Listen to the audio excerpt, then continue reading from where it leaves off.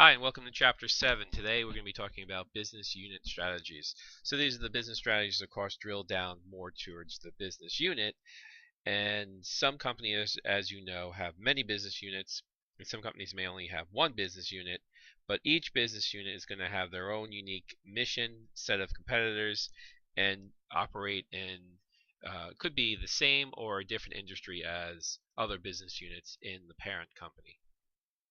Some key issues we're going to be talking about in this chapter are generic and strategic groups, Porter's generic strategy, typology, Miles and Stone's generic strategy typology, business and size and strategy, how does business size affect your strategy, and global concerns. So that's just a brief overlay of this chapter. So let's start with the basics. What is a business unit? So a business unit is a separate and definable sub-organization of a parent company. And generally this business unit has enough products or business or activity to have its own mission, set of objectives, set of competitors, and its own industry, which could be a shared industry with other business units depending on how broad you look at the industry term. Now, competitive advantage. This is a state where businesses have some sort of advantage that cannot easily be copied by other competitors. So for a business unit, the more distinct and the more competitive advantages you have as a business unit, the better you'll be able to compete. And we'll talk more about this, of course, moving forward. Now, generic strategies. This is a breaking down some of the most basic strategies that companies can compete with have been formulated into these generic strategies. Now, many companies may follow a generic strategy exactly to the T, and some companies may modify it or straddle between two different generic strategies to kind of make their own more unique strategy. But in the sake of trying to explain the majority of these competitive strategies across all business units and business industries, they have developed these generic strategies, which is a good place to start. And strategic group. This would be basically where your company competes. Now, this would be looking at a group of similar companies who have similar generic strategies. That would be sort of your most direct competition. Okay, so let's talk about Porter's. This is Michael Porter's, which we mentioned before in a previous chapter. Let's talk about his generic strategies. What are they? So, and we have a couple slides on this, but Michael Porter is a very famous management researcher who pioneered this idea of 4 options for generic strategies: low cost with focus, low cost without focus, differentiation with focus, and differentiation without focus. So in the next slide, we'll summarize what encompasses these generic strategies. And Porter's strategies will be in the red, and those proposed by others will be in the blue, because Porter's not the only one to contribute to this area.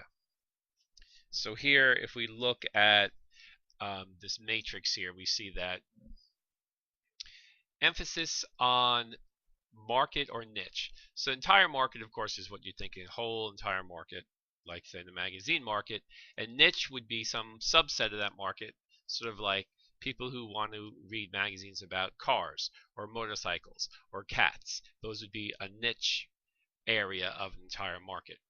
So the emphasis on low cost would be, for an entire market, a low cost strategy. For a niche market, a focused low cost strategy. So the focus goes along with the niche. You focus on one particular subset of the market. And diversification strategy would be, of course, just diversification strategy if you're talking about the entire market, and focused diversification strategy if you're talking about just a niche. And emphasis on low costs and diversification. This will be called a low-cost diversification strategy. And that can also be a focused low-cost diversification strategy if it's niche. And then emphasis on various factors based in the market would be multiple strategies in either entire or niche market. So this would just be sort of some of the strategic titles that were talked about, in business. So, Michael Porter, he really came up with this, addressing these two basic competitive concerns. So, a manager must determine whether a business unit is going to focus on efforts to identify a subset of the industry which is going to operate in, which would be a niche, or the entire market. So, if you look at something like, say, clothes in a shopping mall, you could have a department store that's going to focus on the entire market: boys, girls, women, men, dress for work, casual dress, sports dress. So that would be the entire market type of store. Or in the mall, you find many niche players that focus on just a specific type, maybe men's clothes, maybe women's clothes, maybe young women's, maybe just professional dress and suits. So there's a whole array of niche markets that you can compete in just one smaller area. And then of course companies have to decide, should they compete, relatively by price or cost compared to the competitors, which would be the low-cost strategy, or are they going to seek some sort of unique, unusual products and services, a diversification that makes their company offering something that no other company offers? So these are just different focuses that companies can have. Now, each company does sort of, whether they plan to or not, somehow fall into one of these categories. And the differentiation can lead to different types of structures. It could be high value, low cost, and there's a lot of factors involved, such as production, promotion, other expenses behind the scenes that are going to really help formulate where a company is going to compete in. And many companies are can be in between certain models. They're not strictly one or the other, but they found sort of a middle ground. In some of the more famous retailers that are on the cost side, we have retailers which everyone's familiar with: Walmart, Aldi, Dollar General, Big Lots. On the differentiation side, these could be, say, a supermarket. I think two of the best examples are like a Whole Foods or Trader Joe's. They have a different approach, a very different approach, where Whole Foods is more high-end, all-natural, organic foods, and Trader Joe's is more of a high-end generic brand of their Trader Joe's brand. So let's advance the screen. Let's look at specifically the low costs, which we call a cost leadership strategy without focus. Means there's no differentiation. So let's talk about this. This is an interesting area. Now, so we all know that this is a very popular and profitable area these days. With I think we look at Dollar Tree, Dollar General, those dollar stores. It's a good model for how this low-cost strategy can work. Where, those are some of the lowest cost retailers that really have done well in the retail space, where a lot of retailers have been shrinking their stores sizes, have been shrinking the amount of stores they have, and focusing more online. Dollar General is one of the retailers that's focusing a lot in store and opening many retail locations faster, growing than most other categories of retail. So what do we think when we think of a low-cost strategy? We're thinking about no frills. So, a frill is something extra or special you get that you may not get with every product or brand. This shouldn't be too much of a new concept. Most products and brands or most industries will have a no frills type of competitor. So if you ever fly, I think in the airline industry, if you ever flew Spirit or Frontier, there I think are the most no frills of the airlines as far as making you pay for everything is extra. So there's a basic fare for the seat, which is usually the lowest possible price, and then if you want to check a bag, bring a bag on board, improve your seat position, have any food or drink, everything is an additional cost. So literally you're buying the ticket with no frills, and any frills would be an additional purchase. So when you're dealing with a very price sensitive consumer, of the mass market, there is always going to be a demand for a no frills, because for some consumers that might be the only thing they can afford. So they want to fly, or they want a particular product, and the only thing they can afford is a low price, and they're willing to give up certain benefits or extras to be able just to have the basic concept of the product. And low cost business has been building market share throughout the last 20 years with a focus on lower prices, and of course helping to also hopefully have better quality where they can. And you see a number of, if you look even at food retailers, the explosion of the $5 menu item, or the dollar menu item, or the Wendy's 4 for $4. You can see that low cost is an important price point for a lot of companies. So some companies could offer, a low cost strategy for some of its products. Say McDonald's may have a low cost dollar menu, or to lure you into McDonald's, hoping to have you upgrade to a more expensive, a higher cost meal. So in some cases they're willing to break even or take a loss on a low cost just to get you into a store. And this is not uncommon for even Walmart. Will have the lowest cost advertised product in the aisle, in the end cap display, sort of to lead you to the bigger aisle where all the other products are. So for example, you might see they may have a microwave for $29. So you come into Walmart and you see in the end cap display the microwave. It's very low cost, but it's small. There's not a lot of features, not a lot of options to program into it. But then you turn around the corner and there'll be several other microwaves at much higher price points to sell. So sometimes they'll try to upsell you, and you may just say, okay, I wanted a $29 microwave, but I'm willing to go to the $59 microwave because it's bigger capacity, there's more options and pre-programmed settings and things of that nature. So, but a low-cost business, they really have to emphasize on, lower operating costs. They have to. If you look at a Costco, you may not think as really a low-cost provider, but they try to be a low-cost operation. So if you look at their idea of a warehouse where they're really, just putting pallets out, they don't have any fancy racking or aisles. Everything's in, pretty much from pallet to floor, and then you pick right off the pallet, really, cutting the cost as much as possible at Costco. And if you remember, they're one of the first retailers not to offer any type of bag. So even though Costco has higher quality, some higher costs, or some brand names in their warehouse, remember they do have a focus on providing low costs, and where there be it higher volume, of course, a bigger package, but they are also would be considered having low cost strategies. But they do it in I guess in a way that is different from Walmart or Dollar General. Now, the efforts that these companies are really going to put in is try to figure out how to make things as inexpensive as possible, from distribution, logistics, from employees, product placement, all these different services that could raise costs. They look for ways to minimize that. You can come to advertising, any area that would cost money. How can they possibly reduce those costs or off? Because the only thing they're really competing on is price for many of the items.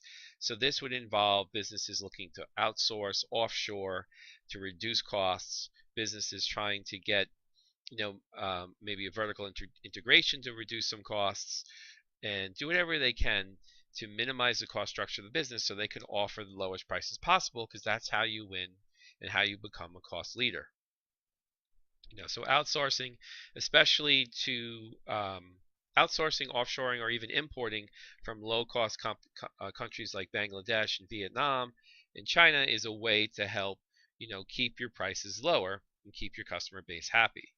So, and as far as manufacturing, trying to make a low-cost strategy, maybe your manufacturing plant would be located in a country where the employment costs were much lower, and just really trying to do whatever you can to cut the costs in every aspect of business to make sure that you can compete at a higher level. And sometimes when you're competing against somebody like Walmart, they have such an economy of scale that it really does become difficult for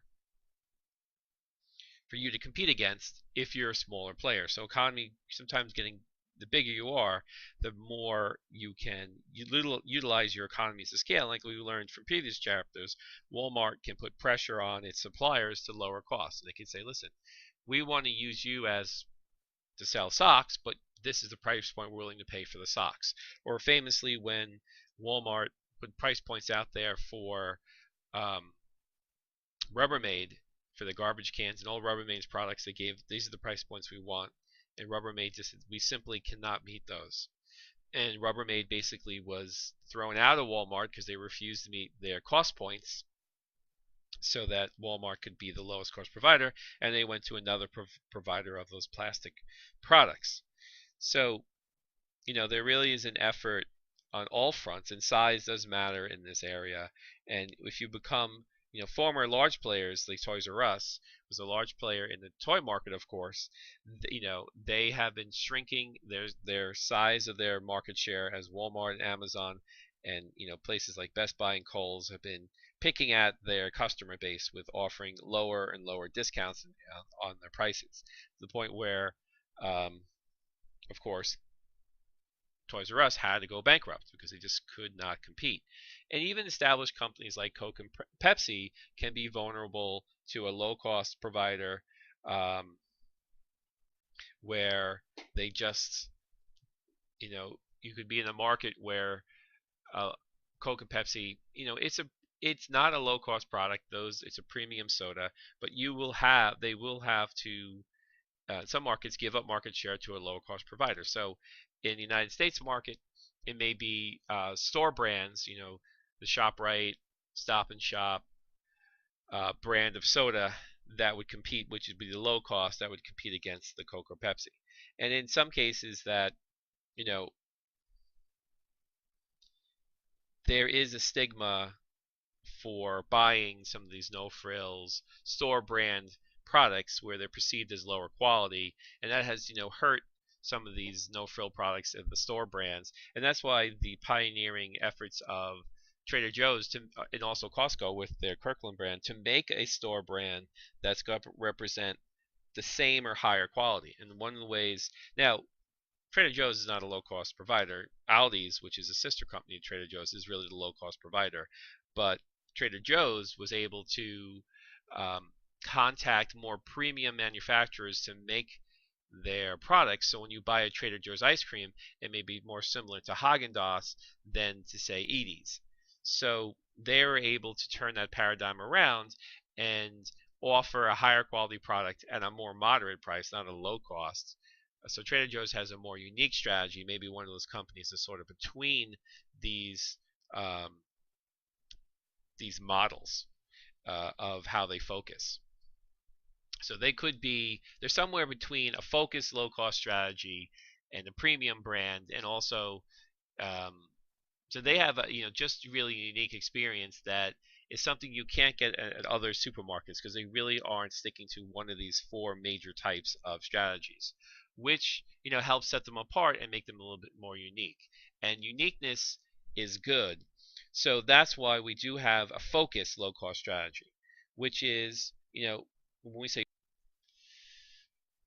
which is another strategy where you're really looking at more of a niche type of product. So they give an example here of Aldi which minimizes costs and offers lower prices and targets lower income consumers. So now, since Aldi stores don't offer all the products the supermarket would offer, we can consider them a little bit more focused, because they're focused in a particular way. As you know, if you go to Aldi's, it's not a full service supermarket like, say, a Stop and Shop. Uh, Now, I myself wouldn't specifically consider Aldi's um, the best example of focused low-cost strategy, but it is certainly the argument can be made because they do sell a lot of no frills products that are under the Aldi's one of the Aldi's brand names, which is, I guess if you look at the two, Trader Joe's and Aldi's, Trader Joe's would be more of the low-cost strategy of a niche, where I'm sorry, Aldi's would be more of a low-cost strategy of a niche player, and Trader Joe's would be more of a niche player, but with a differentiation strategy, a more unique focus strategy. So we'll get to that strategy in a few minutes. So this is really looking to adopt a type of strategy that makes a company distinct in some sort of niche market, and and hopefully enjoys a cost advantage rather to larger, lower cost competitors. So if you can't compete against the Walmart, then you want to figure out more of a smaller niche. So even a dollar store could be considered a focused low cost strategy, because if you think of Walmart as the ultimate um, low cost strategy that is going to be the entire market, you can make a subset to focus on just a specific set of products. So if we talk about the Dollar General, what we're talking about here is a company that is not really offering any fruits or vegetables, any meats or dairy, and is just really offering products like cereals, pastas, cookies, crackers, the type of food products that has a higher margin, because typically produce, meats, vegetables have a lower, and dairy have a lower margin. But that's what brings people to the store. So these Dollar General stores or Dollar Tree stores have came in and said, let's not sell those products where we have a low margin, because we really can't lower prices much on them. Let's sell the cereals and all those other products and pastas that we can put a lower price point on than the supermarkets and make some money. Because a regular supermarket will have higher prices on these, sodas, crackers, cereals, pastas, prepared, like rice-a-roni, hamburger helper, these prepared foods, to help offset the very competitive dairy, meats, and produce area, which is a lower profitable area. So the supermarket model was sort of, these dollar stores came in and offered better prices on the products that are most profitable. So when the Dollar Tree can open up in a small town, it may put pressure on the local grocer, because the Dollar Tree can operate with fewer people running the store, where a supermarket is going to have a lot of people that run the store, because they definitely have a bakery section. They may have of course, a dairy section, and they could have a deli section, and they could have a meat section, which all specialized employees have to work in. It's just a lot more employees for a supermarket, where this Dollar Tree can come in and basically steal away the most profitable products by offering lower prices. That puts pressure on these supermarkets. They wind up closing, leaving what's called a food desert in many areas because of that. So sometimes, that's not always in the public's best interest. Now, if we look at if we talk about Aldi's again, this is a big international retailer. It's very big in Europe and overseas, and it's just starting to penetrate more heavily in the U.S. And and there's also another competitor similar to Aldi's called, I think it's called Edel, which is another German grocery that has a similar type of, which trying to make a big penetration to the States as well. And both of these are going to minimize costs in a number of ways. So they're going to offer a lot of private labels. That helps to lower costs, because private labels don't have to pay for advertising. They don't have to, they don't have to support brand name. They don't have to have pay for coupons and other promotional items. So they can negotiate more rock bottom prices for these private labels. And since the stores are much smaller, there's less, rental space to worry about, less cost to operate, and their inventories are small, and their product mixes are much smaller, often only offering one version of most products, not multiple sizes and shapes varieties, and that can help maximize inventory turnover and delivery of inventory. And some of these Aldis, although they kind of switched lately, they used to not accept credit cards or give you free bags or free shopping carts. Uh, Lately, I think they've turned back on that credit card policy because it really is a deterrent for a lot of people. But they still were one of the few chains around before local laws were passed about not making you pay for bags and using a quarter to rent a shopping cart and return it, helping to lower costs. And that's really, so if you've been to any of these type of stores, you get the idea of what a low cost strategy is. And it's something that of course can work very well, especially when consumers are very cost conscious about um, their budgets. And unfortunately it happens quite a bit. And one of the key winners in this area is there's definitely like Walmart, which has really made their name on trying to have low prices. And like I had mentioned before, Frontier Airlines or Spirit Airlines is another example where they're going for low costs and trying to make the difference up by selling the extras to those who are willing to pay.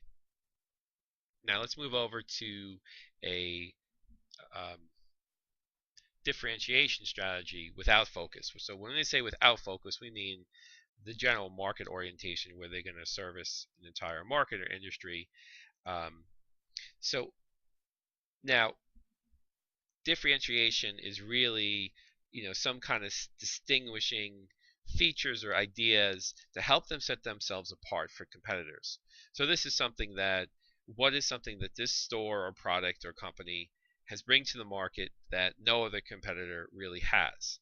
And for sometimes, for the most part, this could be larger companies that but doesn't always have to be big companies. So they're going to attempt to create some sort of new product or market opportunity that they're going to have the latest scientific breakthroughs, the latest technology or flexibility or some key factors to initiate to keep pace and developments with the industry. So maybe you could think sort of like maybe the Apple products are a good idea of some differentiation strategies to set them apart, to pioneer new product categories and new products. They were the first to come up with um, large storage MP3 players.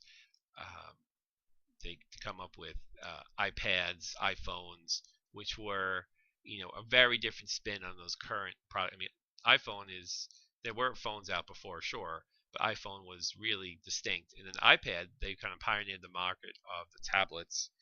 Um, so there has to be something about the products, that makes it different. Um, so it doesn't have to be the product though. It could be services that are around the product, or how customers perceive some sort of value of the product. And that's the key, they're willing to pay more. So if you have something that your product offers that you're willing to pay more than the average price, now you have a better profit position. So it's really difficult to come up with key features or some sort of product mix that is going to really make your product stand out as with from other products in the marketplace. So this happened a long time ago with a lot of automotive companies where they developed a luxury brand to differentiate themselves.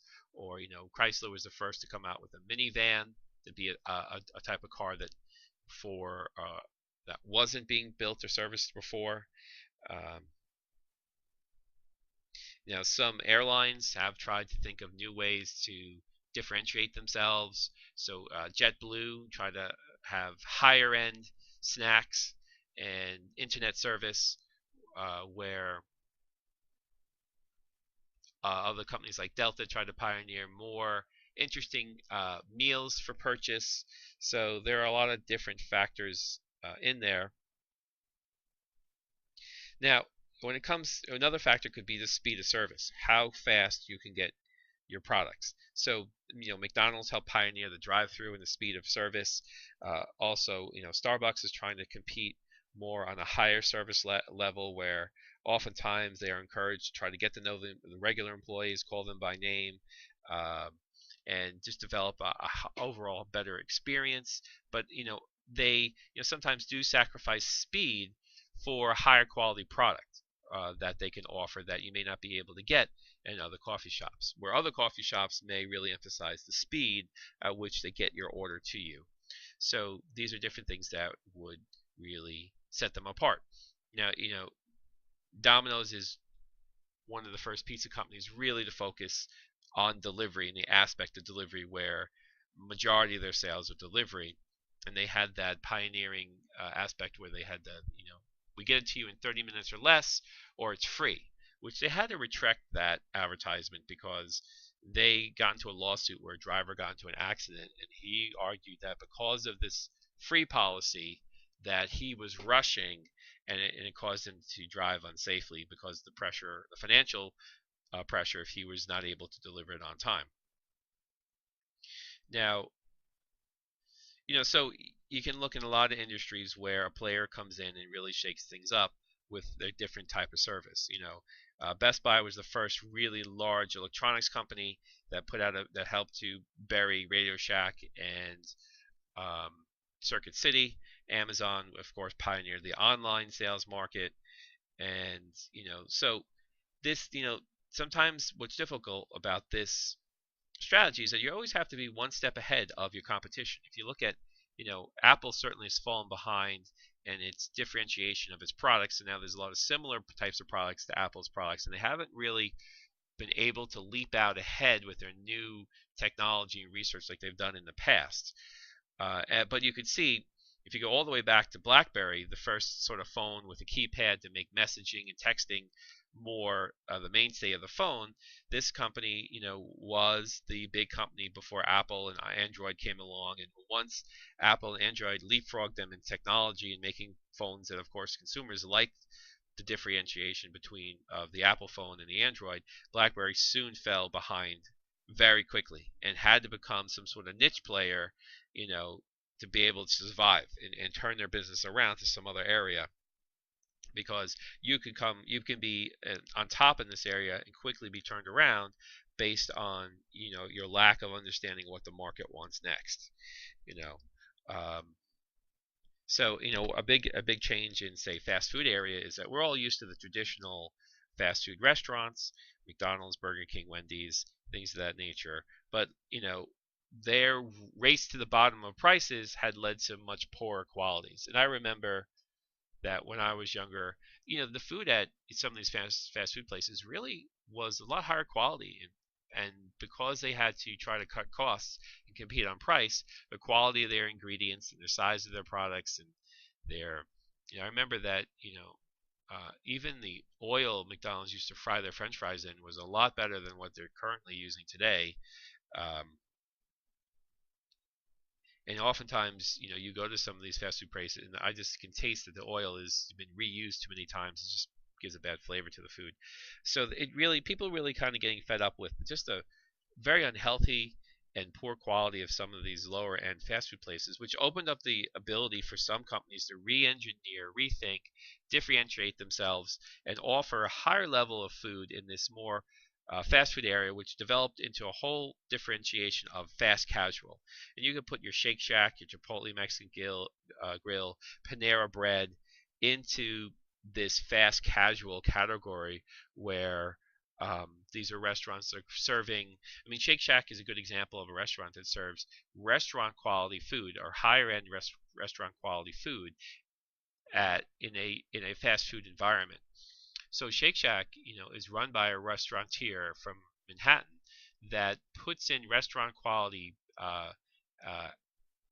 meat and buns and condiments that really make their experience much better than, say, a McDonald's or Burger King hamburger. So they kind of differentiate themselves, for they said there's a market out there for people who want high quality fast food and are willing to pay a higher price for it. So that has really, shook up the industry to the point where companies like Taco Bell and Arby's are trying to introduce products at higher price points, at higher quality points, to compete with some of this fast casual areas, because the differentiation has worked out very well for these companies who've been able to really expand greatly and create a huge amount of buzz. And it was, for a long while, Chipotle Mexican Grill didn't even have to advertise, and their restaurants were um, very busy until they had, of course, some food-related issues, some health-related issues with their foods. But if you take a company like Shake Shack, they don't advertise on TV or print because their stores are just naturally so busy that they don't have to worry about those advertising costs. Now, okay, so let's move over to a focused differentiation strategy. So this is the um, another type of strategy where we're looking at more of a niche type of market. So looking to produce, again, like we just talked about differentiation, but here it's going to be more of a niche or smaller market. So this could be, if the larger companies are going for the big market overall, there could be some room left over in these small corners of the market where customers are seeking something just a little bit different, a little bit more defined, something more unique. So there's plenty of room for some of these more smaller mid-sized retailers and manufacturers to come up with products that would fit into a niche area. Certainly in retail, there are plenty of niche type of stores where, American Eagle Outfitters, Limited, Forever 21, that focus on a particular, even Hot Topic, a particular small segment of a clothing market. So firms are going to look to, create an experience that is going to be valued by a smaller subset of people that aren't fully serviced or focused on by a larger differentiation strategy. So this has been proven to be, very popular in the past. And, this is sort of the hallmark of a lot of the mall retailers become sort of this focused differentiation. Think of Yankee Candle, where this is a whole store just for candles. I mean, that is pretty niche. Now, of course, we know the retailers in the malls are having a hard time, but this theory can lead to a lot of other different, in the supermarket area, this would be a Whole Foods type of competing on high-end organic natural foods. In the vitamin industry, you have competitors such as Nature's Plus, Solgar, that sell higher end, maybe Country Life, that sell higher end vitamins that are, focused on maybe all natural or organic.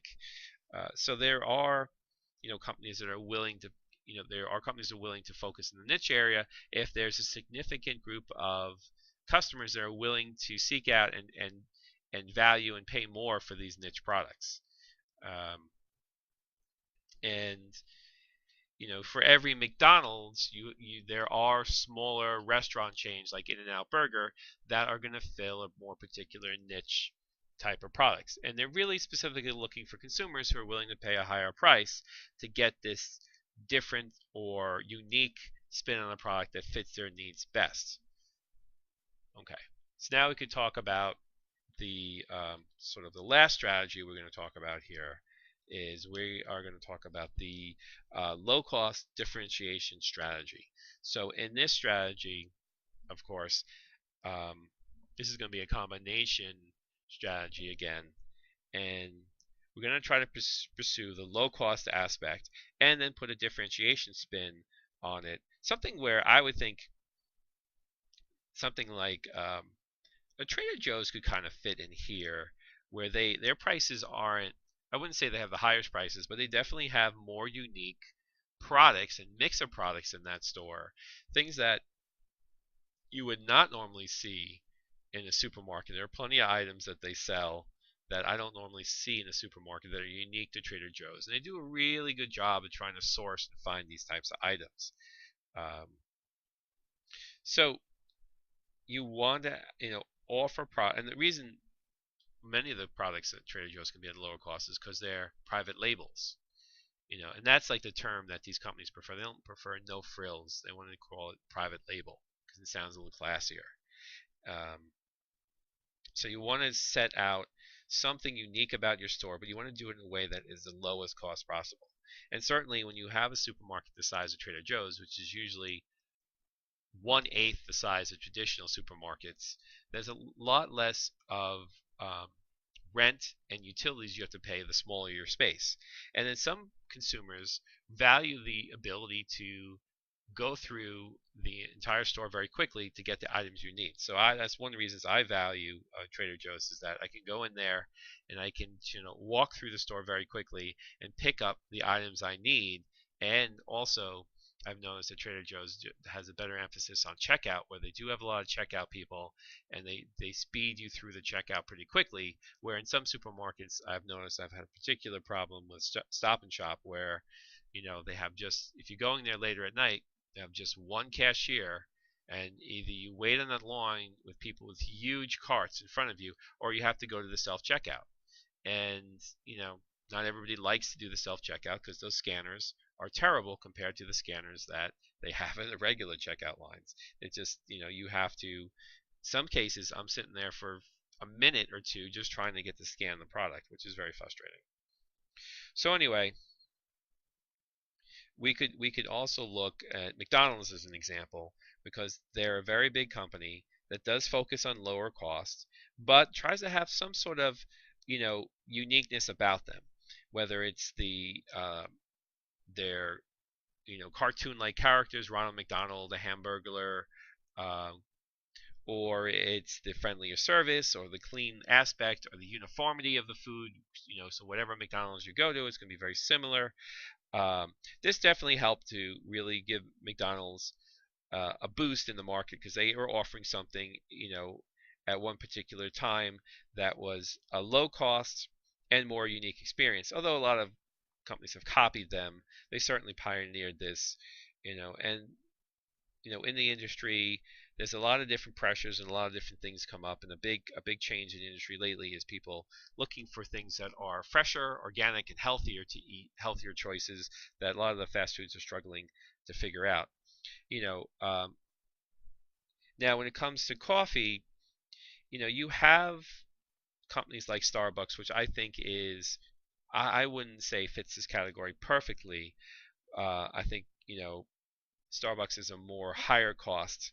They do have a differentiation strategy, so I think they'd be probably better off in a focus differentiation strategy, or maybe just it's, they do have a focus, but they do offer, they might just be differentiation strategy without focus, if you just want to think of the number of coffee products they offer. But something like a McCafe or Dunkin' Donuts, I think would fit more in a low cost diversification strategy, where there's been a war between Starbucks and McDonald's a little bit. So when Starbucks started offering breakfast sandwiches and lunch sandwiches, McDonald's retaliated with creating the McCafes to sort of offer the Starbucks experience at a lower cost, which would be a perfect example of a low-cost diversification strategy. And I also think Dunkin' Donuts kind of fits in here, because they have a lower price point than Starbucks, and they do have a good diversification on the types of products. They do try to have some innovation, whether offering lemonades or cold brews or iced coffee, or specialty coffee flavors. They certainly do have a vast menu. Now, so this is an area where customers could be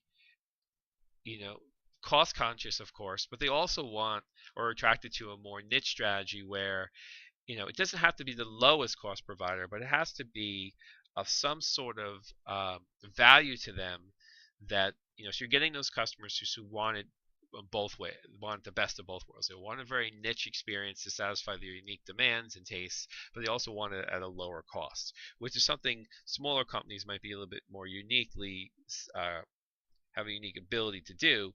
And one of the things here is that this differentiation, you want to be low cost, but you want to hopefully try to be at a higher quality point to satisfy your investors whenever you can.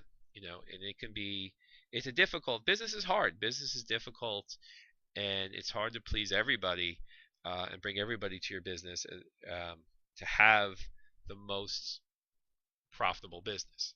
So let's switch over to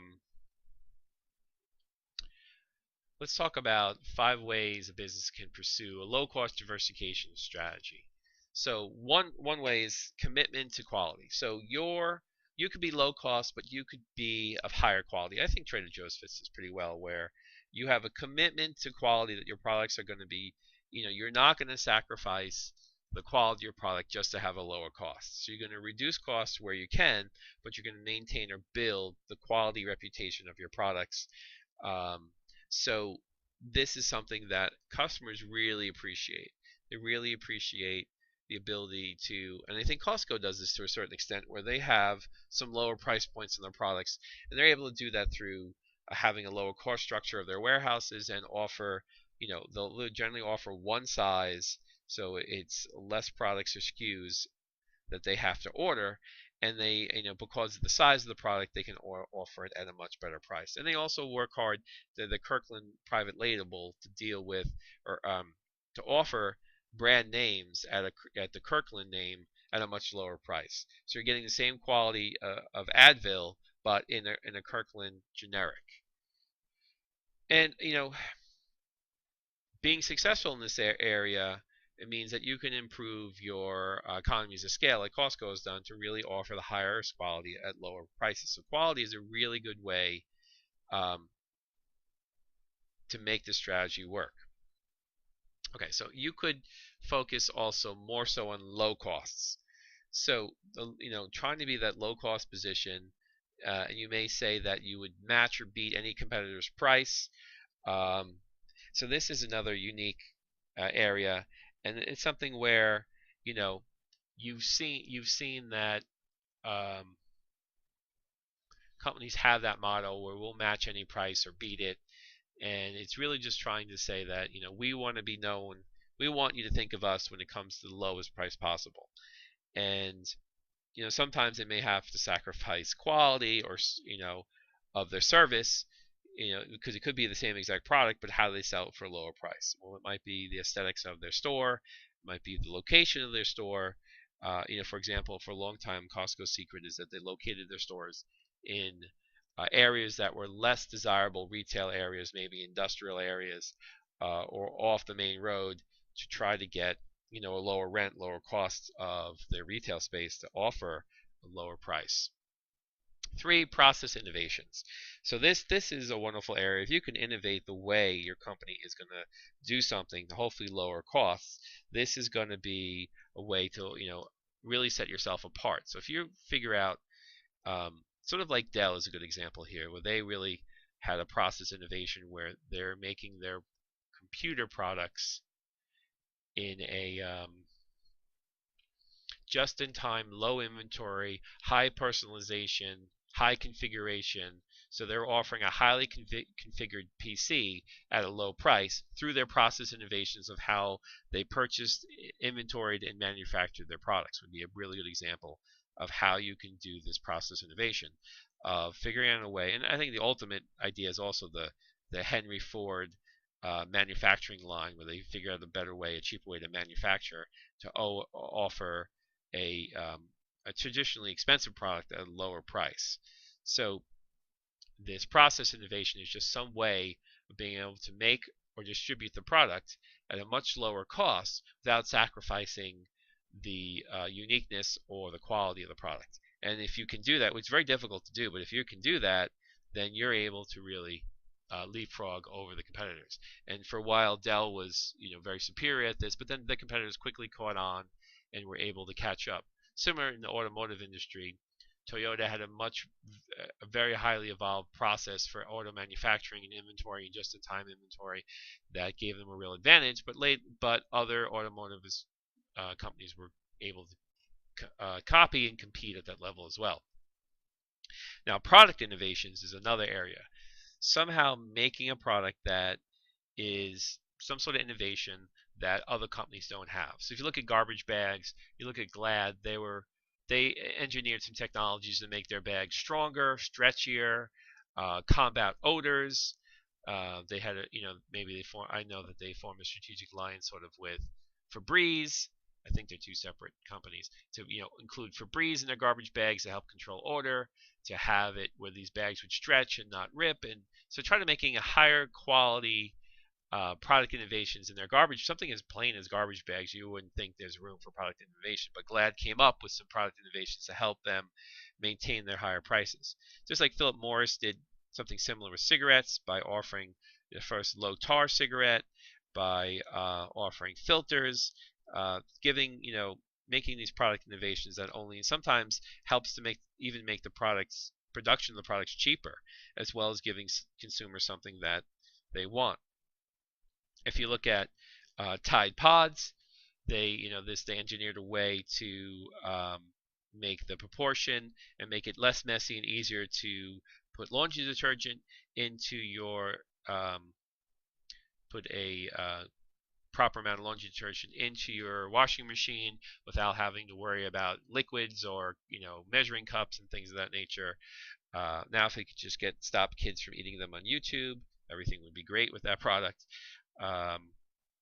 So product innovations are a way to figure out, if you have any excess, maybe there's some part, and this is Dunkin' Donuts is famous for this, where they had, when they were making their donuts, donuts have a hole in the middle. So one day they said, well, let's just sell the donut holes, as munchkins. And Dunkin' Donuts pioneered this concept of selling this one piece of dough that usually was thrown away as its own separate product. So that was an innovation. The donut hole, or the Munchkin, was a way to sell something that was previously discarded. And Ocean Spray did something similar with transforming its leftover cranberry skins into a snack called Craisins. So this is just an example where some sort of innovation in the product was able to make the product more marketable, more unique, or cheaper to manufacture. So this is always a really good area to look in, to set yourself apart and give you an advantage over other customers. Now, number 5, value innovations. So how can we modify products and services and activities in order to maximize the value that customers perceive? So it doesn't always have to be actual value, it just has to be a perceived value.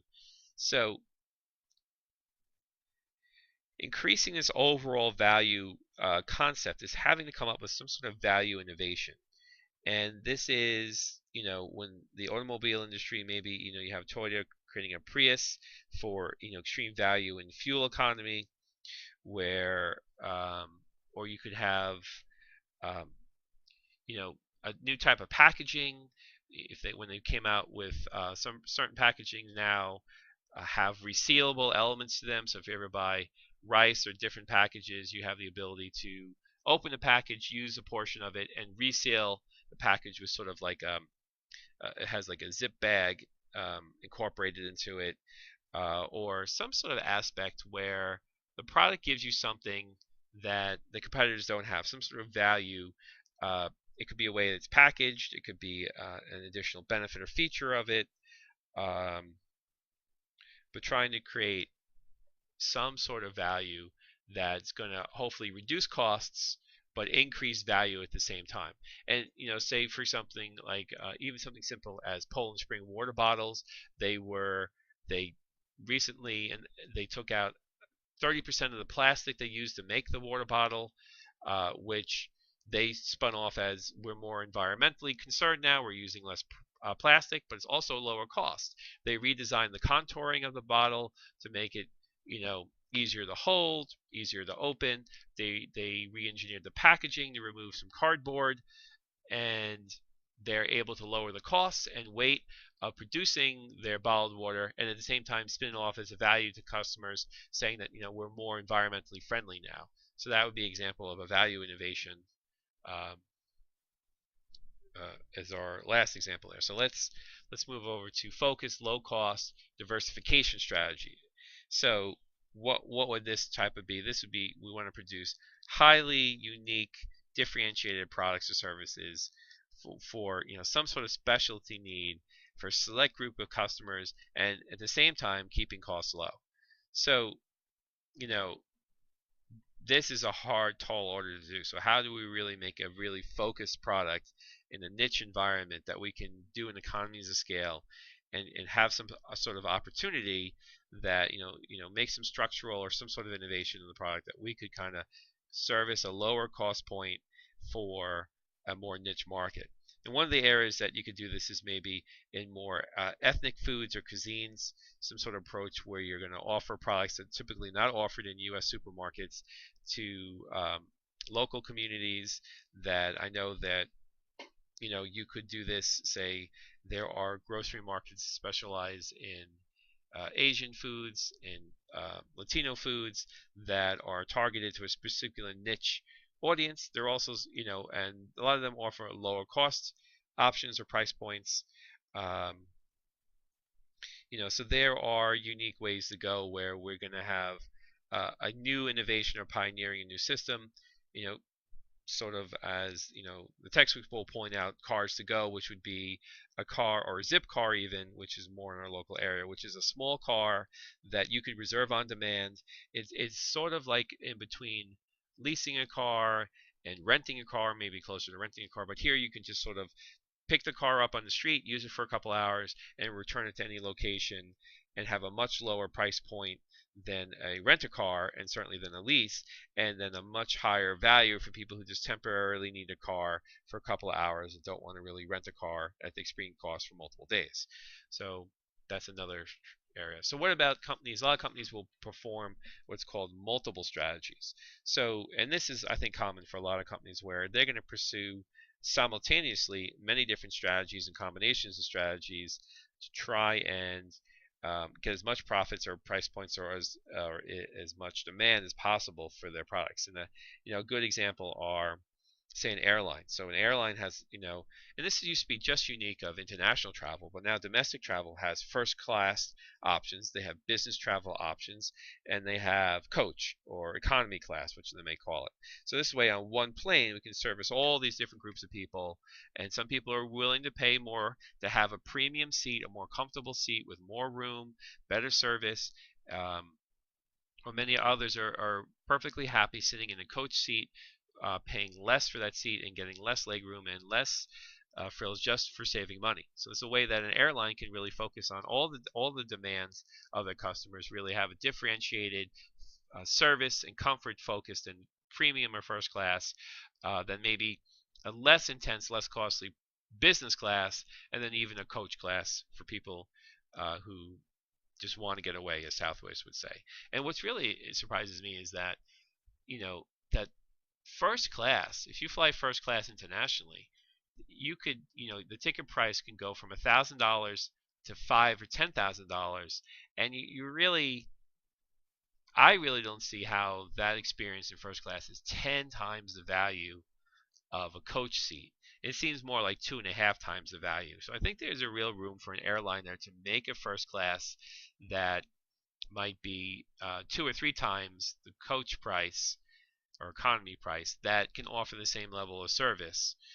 And then maybe, since we know that the premium seats are more profitable, maybe they can make, and that was sort of their idea with that business class, trying to make a class of seats that still have a high level of service and comfort, but not at an extremely high price. But the airlines would say, hey, we have 10 first class seats and they're always being sold, so if people are willing to pay the high price point, we're going to keep it at that point. So I can't really argue with them, because selling one plane seat for $7,000, even if it's twice the size of a regular plane seat, they're making an extreme profit in that.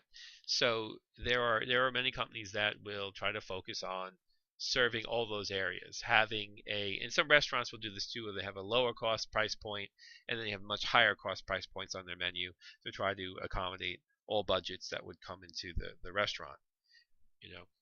So okay, so let's look at the Miles and Snow's strategy framework. So there are 4 basic strategy options here that we could talk about in their framework.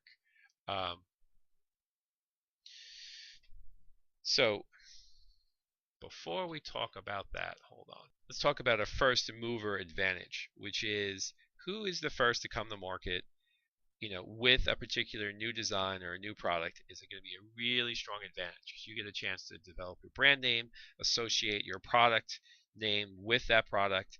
So, some brand names like Clorox or Kleenex or Chapstick are associated with the product, or interchangeable, because they were really the first to develop and market and be successful with this product. So this first mover advantage can be really critical to developing identity with your consumers that is going to be you're the first in there, the first to develop a significant market share and connect with consumers can be very long lasting. Okay, so now moving to this 4 business strategy options. One is the prospectors. So the prospectors are typically based on some entrepreneurship or intrapreneurship, where we're talking about focus on the development of new business ventures or a new means of launching an organization or some entrepreneurial aspect to create a new business from within. So this is one way, a strategic option. That you look at something like Gmail was something that somebody at Google did on the side, was developing it and was allowed to work on this in their free time, and they wound up developing or putting together a really successful product for Google through this prospecting process. Now we also have the defenders. Now these are the opposite of the prospectors. They perceive the environment to be stable and certain, and they're seeking stability and control in their operations and achieve their maximum efficiency. So you're defending your territory. So you're going to incorporate some extensive division of labor, a high formalization, a high efficiency. So you're going to try to concentrate on the one segment of the market and really defend that position. So you may not be, early into the market, but you might be, because that could be risky or costly, but you may want to, sort of, see what's working out there, develop a process and go in. And when the market becomes more predictable and more stable, then you want to go in and establish yourself, stress some sort of flexibility or stability in your product, and really just go in there and have some sort of tight control over this marketplace, and really kind of get in there like a tick and be unmovable, or have a competitive strategy that really cements you as a major player in that market. So defenders are really just they're not looking to pioneer, they're not looking to really develop any product or value innovations. They're just looking to get in there for a product that works and a product that sells, and put their flag on that market and maintain so they may lag behind and copy innovations or product features after they're developed, but which saves them a great deal of money in research and development. Okay, so we talk about we could look at analyzers as another approach. So when we talk about analyzers, this is going to be they're going to, of course, look at some middle ground between prospectors and defenders. So they're going to emphasize some sort of uniqueness or flexibility, and maybe they come second to market. So a big market develops, and a bigger company may see, okay, well, that's a new market that's doing well.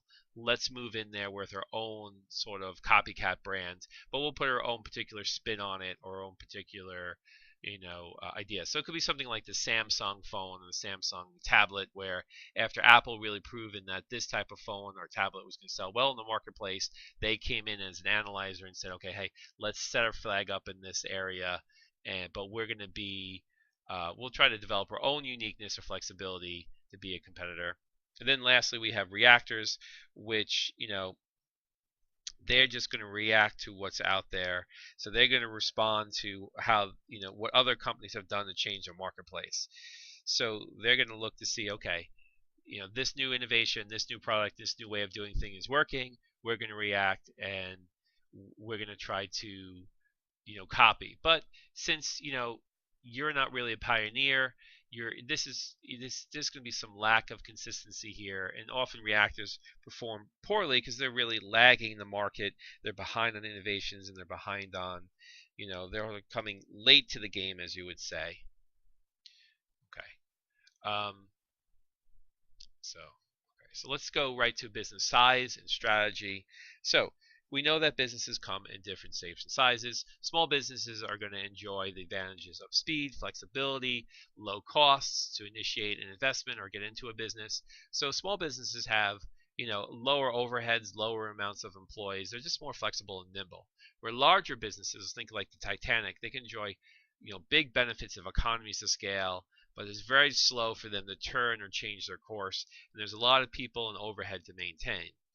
And then you have something in between, which would be a more mid-sized business, which can have the benefits and the drawbacks of both small and large firms, depending on really their particular size or market they're competing in. So, the size of the business has to be a big factor in the overall strategy of the business. And as businesses grow from small to mid to large, there's often a lot of growing pains as they try to evolve into these, other bigger companies. All right. Now, assessing strategies. This is where we're going to think about distinctions between strategies such as course leadership and diversification, or prospectors and diversification, which are we kind of cemented these archetypes, but they're not always going to be how companies fit in exactly in the real world. So although we talked about very very distinct business models and strategies, it's not always going to be how they fit into in the real world.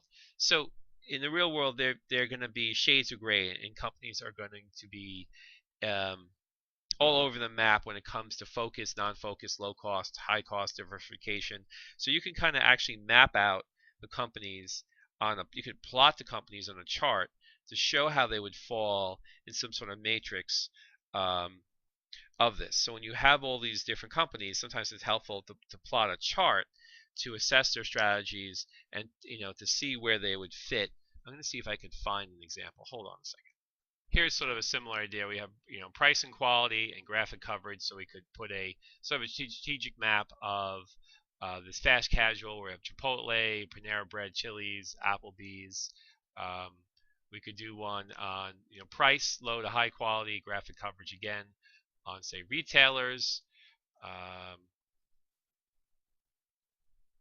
Here's one we took value to quality, so we can kind of look at I'm not sure how they're mapping value qualities of these different restaurants.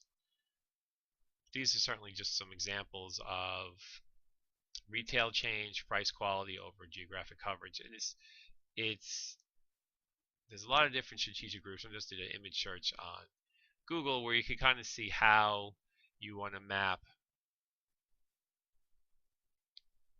This would be the banking industry. It's not always that viewable.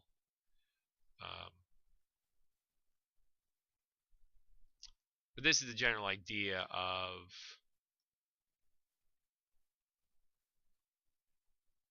how to kind of plot things. The idea to be plot companies on a map that would be, here's an example of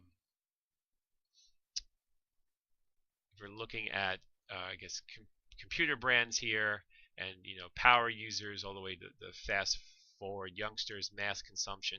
It's just trying to plot companies in a particular way that you can get a better graphical idea of their strategies, how they would compete, and just assessing where they would lie on sort of a map of of any type of attributes you'd want to assess strategies with. And it's a good way of trying to organize the market and see where you fit in or where you could change to become more effective. And finally, for Chapter 7, we're going to talk about the global concerns. So, when you talk about strategies these days, and because of the internet, all size companies, small, medium, and large, have to have global concerns in their strategy. So if you're doing very well in the US and you don't service the world, another foreign company will copy your products and move in and start selling similar types of products of yours in other countries. So companies that have good products, good concepts, need to move them out globally to maintain the growth and the position of the company. And we've seen some very powerful global companies like McDonald's, Coca-Cola, Starbucks, GM, that have been able to really move their brands out internationally across the world. Something that Dunkin' Donuts has been very successful with as well, trying to move their stores across countries and trying to adapt to particular needs of the culture or the consumer and these different geographical categories. So when you move globally, you really got to think about what is different. Can my product be the same across all countries like Coca-Cola, or does it have to change subtly like KFC or McDonald's changes their menu depending on what countries they're serving and what food dynamics or concerns or requests they have. So going global is going to be the concern of most companies, and it's not just one type of concern for each country. You're going to have there could be sub locational or geographical concerns across the country. So just a small example, if you ever travel out of the Northeast and you go somewhere else like the Midwest, you notice that they like to put mustard on their hamburgers, where here in the Northeast it's more ketchup on your hamburgers. So there are different tastes and trends that restaurants will have to change subtly. Maybe it's the condiments they offer or certain mixes, depending on, for when you go into large countries like United States or China, there are going to be subdivisions of consumer tastes depending on the region of the country. So to be successful globally, you really have to look at and think about all these particular global issues. And that's why it helps to have highly trained, highly experienced managers before you move into these new markets that are familiar with these markets and the competitive positioning to really do well in those areas. Okay, so that's it for Chapter 7. Thank you for your time, and I look forward to talking to you on Chapter 8.